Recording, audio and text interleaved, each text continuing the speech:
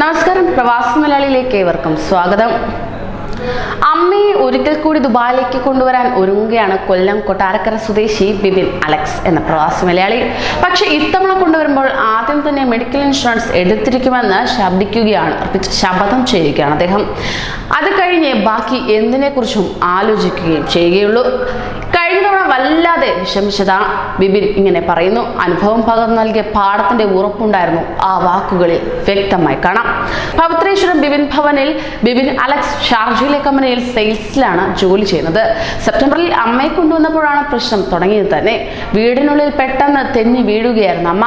ഉടൻ തന്നെ ഷാർജ അൽകാസ്മി ആശുപത്രിയിൽ എത്തിച്ചു. ഇൻഷുറൻസ് ഉണ്ടായിരുന്നില്ല താനും.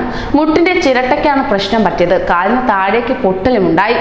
ഏതായാലും 8 ദിവസത്തോളം ആശുപത്രിയിൽ കിടന്നു. ശസ്ത്രക്രിയയ്ക്ക് മാത്രം 25,000 ദിർഹം വേണമെന്ന് ആശുപത്രി അധികൃതർ പറഞ്ഞതോടെ ബിബിൻ ആകെ വിഷമത്തിലുമായി.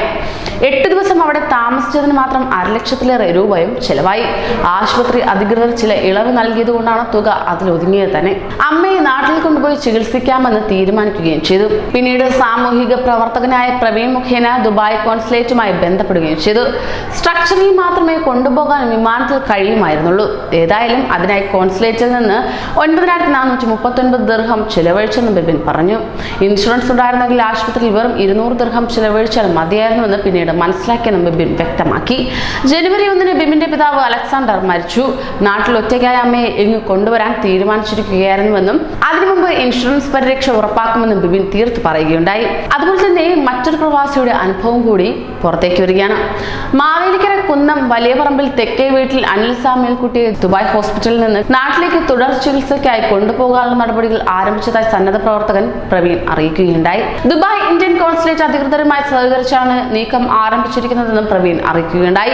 അനിലിന്റെ ദാരുണാവസ്ഥ ഒരു പ്രമുഖ വാർത്തയിൽ വായിച്ചതിനെ തുടർന്ന് സാമ്പത്തിക സഹായം നൽകാൻ തയ്യാറായി വിവിധ സംഘടനകളും വ്യക്തികളും മുന്നോട്ട് വന്നിട്ടുമുണ്ട്.